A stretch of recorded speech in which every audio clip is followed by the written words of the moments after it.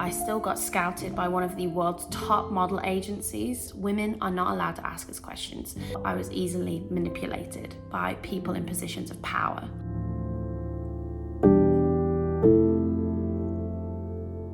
You asked and I shall deliver. You wanted the modeling in Turkey story time, and I'm going to infuse it with a little bit more tea. Make sure you press subscribe and switch on the notification button, because I'm in this era where I just want to share everything. I feel like I'm in a point where I'm just like, there's too much that I've experienced and that I know to not tell you. Look, regardless of if you are a model or want to be a model, like I just think in general, this information should be made available to everyone. Hopefully you'll enjoy the story time today because Lord knows where we're gonna go. I'm just gonna tell you the full story. You're probably not expecting half of what I'm about to tell you. So let's begin. Why did I end up living in Turkey as a model? Let me tell you, I was failing. I was literally not able to even afford to eat. And all I wanted to do was to be in the industry and figure out how I could keep moving up the ladder. I was also insecure. I was going through an eating disorder, and honestly, anything that an agent told me, I was just gonna believe. I was not gonna do my research. I was just gonna go and be all in. If you don't know, I actually started modeling. I did my first shoot when I was about 12 and a half years old, and I submitted those photos. My mom took them. I was up against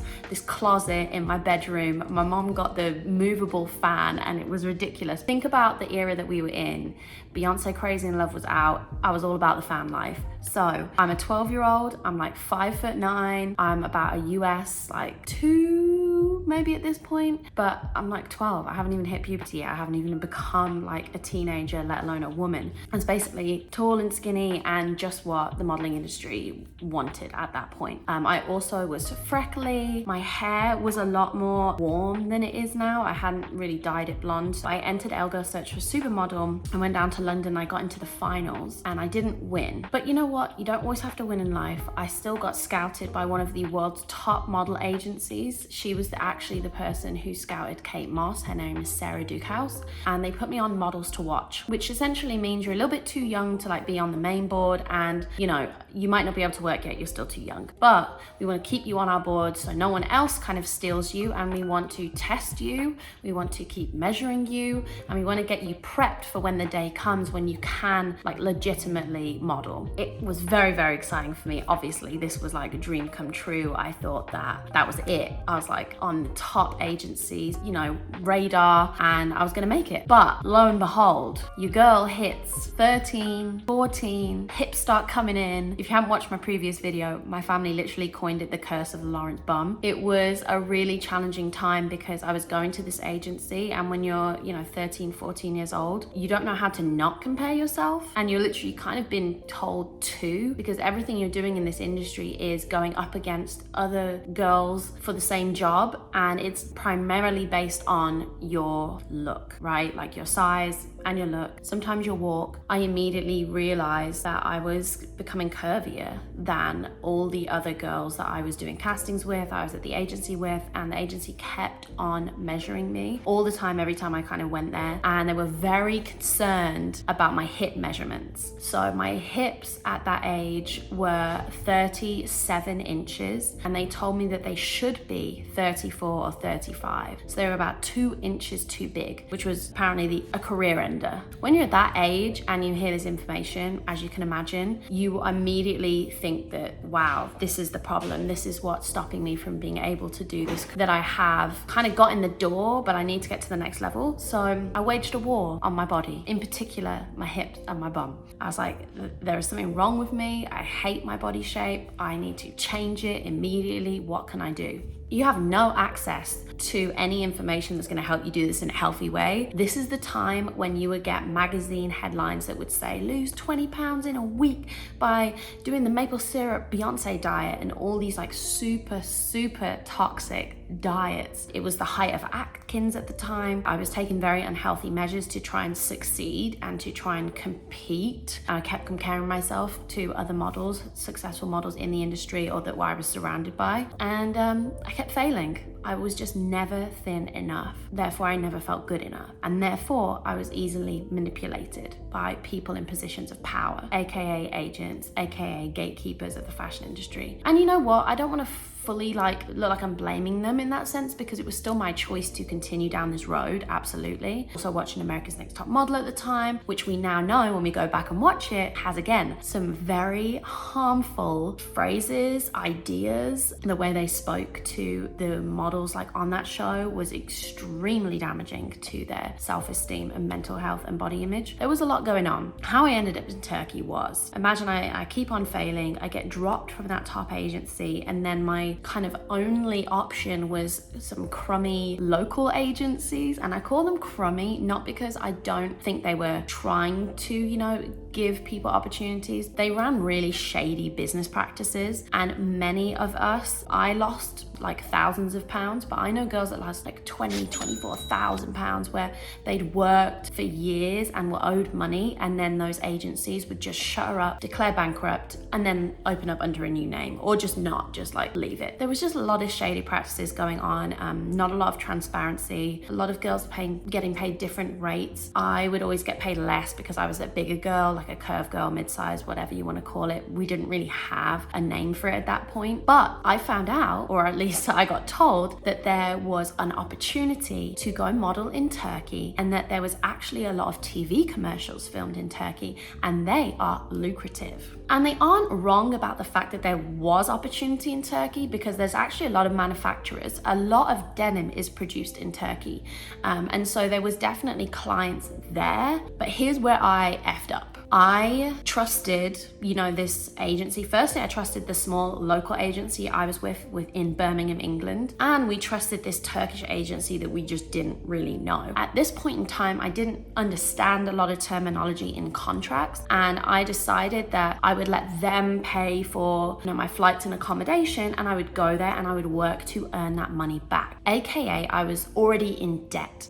Debt is one of those things in life that you can use to your advantage, but most of the time it's not great to be in debt. Like, it's going to cost you something. You do not get money for nothing. So I go over to Turkey owing, I can't remember the exact amount, but it's got to be at least £2,000. Right now, the kind of rates that I'm getting for an average day modeling range from £100 to maximum if I'm having a good day, £500. But in Turkey, I didn't really know what those rates were going to be. They told me that they would be TV commercials, and they could be thousands and thousands. I was going there and earning the exact same amount. But in Turkey, they would smoke on set, and, you know, no shame on anyone who chooses to smoke, but it made me want to vomit when there was literal like cigarette smoke like in your face when they're doing your hair and makeup, everywhere on hands, all over clothes, in closed sets where there's just no air and ventilation. The hours were really strange. I was modeling from like getting there at 9, but then not like starting till 12, and then the hair and makeup and I was breaking out, and then you were on set for way longer, and there was really no unionization. So if you worked overtime, you would get paid overtime. And the weirdest thing about this whole experience was living in a model house. I had never lived in a model house before. In my mind, it sounded like fun. It was not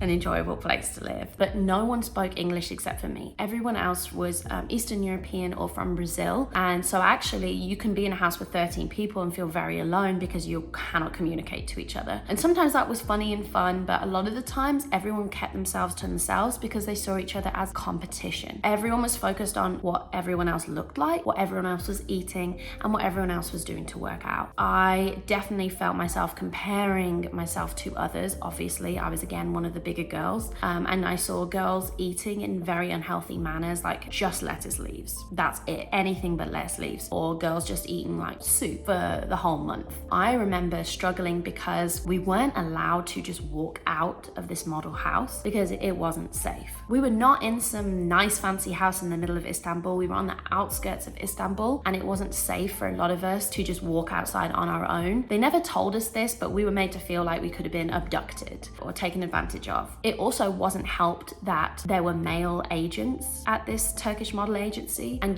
they told us specifically, you are not allowed to ask us questions. Women are not not allowed to ask us questions. So if we had any questions, we had to ask the male models, who were allowed to ask the male agents questions. So we very much felt a lack of control, like we had to be silenced and just, you know, behave. One of the girls from Brazil actually refused to get a sunbed. I mean, who can force someone to have a sunbed when it could potentially lead to skin damage? So she refused, and they said, no, you must go and get a sunbed. They had a big falling out and literally just rolled up one night. It was like 11 o'clock at night, and told her, pack your bags, you're leaving right now. I don't even know if she had the money to pay for that flight home or what happened. And then they instilled fear in us by saying, we will pick any of you up at any time and we will drop you at the airport and you have to figure it out. So it was like, okay, we better behave. And still, like, I'm just trying to pay off this debt. And at this point, I'm like, parents, I think you might need to somehow save up and get me a flight back, because this is not feeling good. But at the same time, like, I hate failing and I really want to prove myself. I was going for castings for TV commercials and thinking maybe I will get one, and then that will set me free financially and it will all have been worth it. So I kept like holding out. I never got a TV commercial. But you know, I worked for about 6 weeks and I finally like earned enough money back, and we were just like struggling to survive. I remember getting so excited because I got to go to like a corner store and buy myself some Nutella,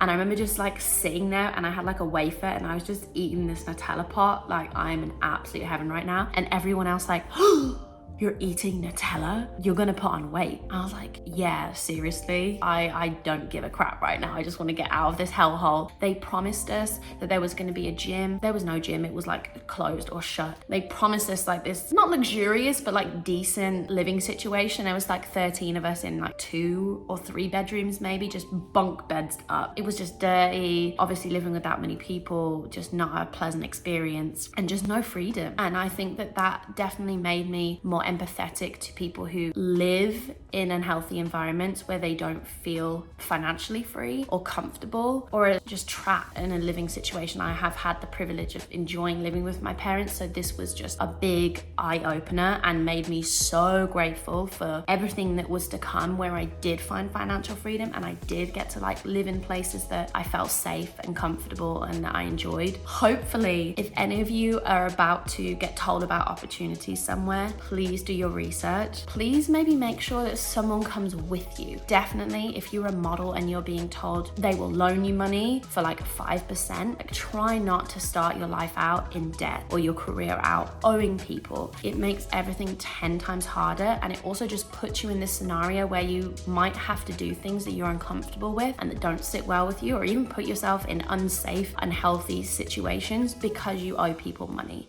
and you have to pay them back. So I hope I can continue to share more so that like you have this insight and that you don't make the decisions I do. I feel like I'm gonna be that friend or that auntie who's like making the bad decisions or has done, so you don't have to. So stay tuned. Next up, story time. Would you like to hear about how I became a model in New York? Because that's a whole thing. We can also touch more on my eating disorder. I really want to be an open book. This is a safe space. I love you all. If you're struggling with your body image, mental health, make sure you check out free resources online. There really are tons of wonderful eating disorder communities as well. So I'm sending you lots and lots of love. Thank you for watching this video and supporting me. Mwah.